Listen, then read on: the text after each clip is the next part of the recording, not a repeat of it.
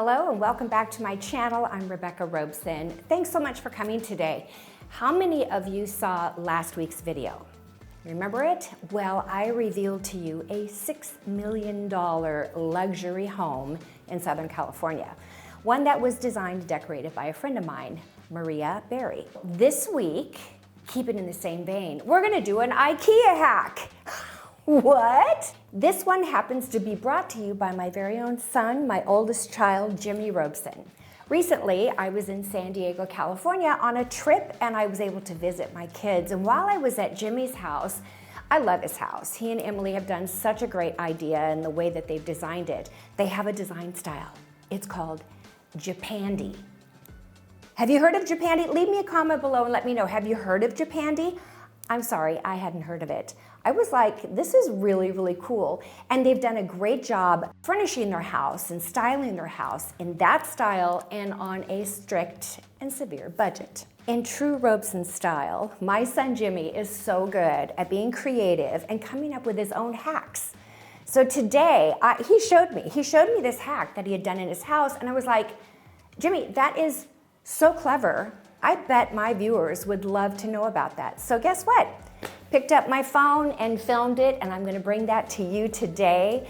And I want you to pay close attention because it's super creative. And even if it doesn't apply to you specifically about this particular piece, the concept, like I'm telling you all the time here and on the design sessions, it's the principles. Pay attention to the principle, because if you can do this with legs, you can do this with other things too. Just think about it. Back at Jimmy and Emily's house. This is my son Jimmy. Hi. And such a fun part about being in San Diego. Last time I was here, we decorated for Christmas. Did we not? Yeah, it was great. Yep. Now it's back to normal, and I wanted to show you guys a hack that Jimmy explained to me last time I was here, and we just ran out of time to do it, but it is the best hack ever. You ready? Pay attention. All right, so when we moved into this house, we decided on the configuration, having two couches apart from each other, but what that created was a really wide distance here. And the coffee table we had before was essentially half the size. It was a skinny coffee table from Ikea. And so we couldn't really figure out, we really liked the style of it, but didn't know what to do. And so I had this idea. This is the LISABO product line from Ikea. And they have this the system where the legs kind of snap into place. So it's just a table with some legs that snap into place. And I figured, well, what if we took the... What is this supposed to be? This tabletop is the dining table tabletop. So it comes with tall legs that are, what, 30 inches, right? 36. No, you're right, 30. I think 30 inches is the tabletop height. Which obviously we don't want for a coffee table. We needed the lower legs, and they don't sell the configuration of a big coffee table with those legs. So what we did is we bought the skinny coffee table that's low and the big dining table that's high, and we swapped the legs. So we have a low, big coffee table over here, and then over here we have basically a console table. We took what was the coffee table top, and we put the tall dining table legs right here. And so two products IKEA doesn't have, a table like this and a table like that, but it worked for our needs. So we just swapped And it's the those. exact same line, right? It's the same line, it's the same product name, just that's the coffee table legs with the dining table top, and this is the coffee table top with the dining table legs. That is brilliant. Yes, and one more thing my mom did, she bought us these chairs. Those stools. These little bar stools. All right, you want to come show Ford? What we do. They're not bar stools. Sorry, they're ottomans. Yeah. Little ottomans. And this is perfect for when we play games here on the table. We play backgammon, whatever, puzzles. And then they just store back under there. Out of the way. Out of the way, but you've got 2 additional seats available in your room. That's right. You guys are stinking clever. Thanks for sharing that. Yeah. Love it. Here's the second part of this video. My son Jimmy is an avid plant person. He grows plants indoors in his home like no one I've ever met or seen before. We call his home Jimmy's jungle, Jimmy's japandy jungle. And today I asked him, could you just give us a couple of tips? I mean, the subject of indoor plants and how they can thrive in your home is vast. But I said, Jimmy, just give us a couple of really great tips that I can share with my viewers and they can take and use in their own homes. So let's see what he has for us.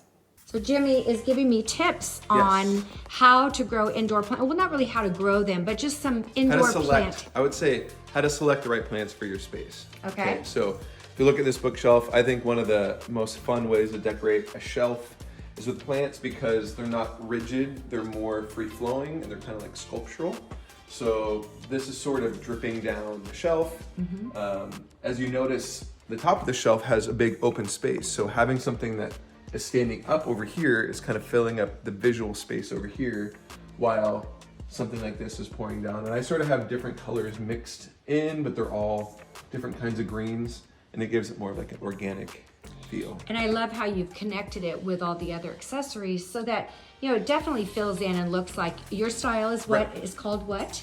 Well, it's kind of inspired by japandy. So it has natural, you know, bamboo type of Scandinavian things, but too, also right? Scandinavian. Yeah. So it's like a modern mixed with an organic, natural look is really what japandy is. And I think it looks so great. And then you've got, like, I think of these chairs as being super japandy. Yeah. Maybe I'm taking it too well, literal. it's sort of that natural bamboo thing, but then the overall shape and silhouette of the chair is more of like a modern shape. Yeah, so here you can see kind of a nice view of the first impression you get in Jimmy and Emily's living room with their built-ins and all these absolutely amazing houseplants. So what's your tip for the day, Jimmy? Okay, a few tips. Okay. I think most people like plants in some aspect, whether it's one snake plant or a whole jungle, right? And what really matters is not what will look best in your space, but a plant, if it's not thriving, it's not gonna look good, right? So a dead plant, a cute dead plant is just not cute, right? So you wanna make sure you have the right location for your plants. And so just because you have an empty space, like right here by the stairs, I could put a plant right here, but there's not enough light right here. Like we're too far away from the windows. Yeah. So we don't have anything here. Even though it would look great to have some sort of tree or something, it would die. So interesting. Over here, closer to the windows, What's this called? This is called a Monstera. Yeah. It's one of my favorites. But you want to make sure, like, if you want plants, they need to be close to windows, whether they're north, south, east, or west facing. Closer to a window is always better than others. If you come over here, you can notice that a lot of these plants are very dark green, right? So if you think about plants, they make chlorophyll. They can only make chlorophyll out of green leaves. So the darker the leaf, being like this philodendron or this pothos, they will do a better job at with lower light. with lower light because they have these entire leaves that can photosynthesize. And this is a golden pothos, which is one of the most common plants. And if you're a beginner and you want to get a plant, this is the one you definitely want to get. Say the name again. It's a golden pothos. You can get it at Home Depot. You can get it at your grocery store. They have them pretty much everywhere. They grow like weeds, and the care is really easy. And one last tip for everybody: with any indoor plant, you want to let the soil dry out almost all the way before you water again. So don't water on a schedule. Don't water every second Tuesday. You always want to stick your finger into the soil. If it comes out and there's dirt sticking to it, that means that it's still wet. Do it. Let me see. Okay, so I just watered the other day, so Oh yeah, see? definitely still wet. Okay. So I'm not gonna water, but I'll check again in a couple days. Do you days. have any dry ones, do you think, that you could do the finger test? Possibly. Possibly right here. Let me see. Yep, so that one's dry. That one's dry. Oh yeah, I can feel totally dry. And that's when you water. You want to water, yep. Interesting. The biggest reason plants die is overwatering. Yes, people love their plants too much. They just want to take care of them, and they just smother them with water, and their roots basically can't dry out. They're suffocated by too much water. They drown basically. Oh. Yeah. Well, that's a lovely Yeah. parting note. Yeah. Okay, thank you, Jimmy. So what do you think? How was that? You got a few tips on how to grow your indoor plants and a great switcheroo from Ikea as a hack. All right, I hope you guys come back next time. You never know what we're going to be showing here on my channel. Like I said, last week we were at a $6 million home, and this week we're at a rental doing a switcheroo on an Ikea hack. Whatever I show you on my channel, I try to do with class and style, whether it's a $6 million home or a $130 Ikea hack. Either way, just learn the principles, be inspired, and go do something. Make your home more beautiful this weekend than it was last weekend. Doesn't that sound like a great idea? I think so. All right, if you are not a subscriber to this channel, please consider doing so. I would love to have you join our tribe. Also, give the video a thumbs up if you learned anything or you enjoyed watching this today. And you know what? We would love to see you on my Instagram. All the information is in the Show More box below, so check it out. All right, you guys, I will see you next time. Bye-bye. Don't forget to look in the Show More box because I have some things identified, like that Ikea piece, you know.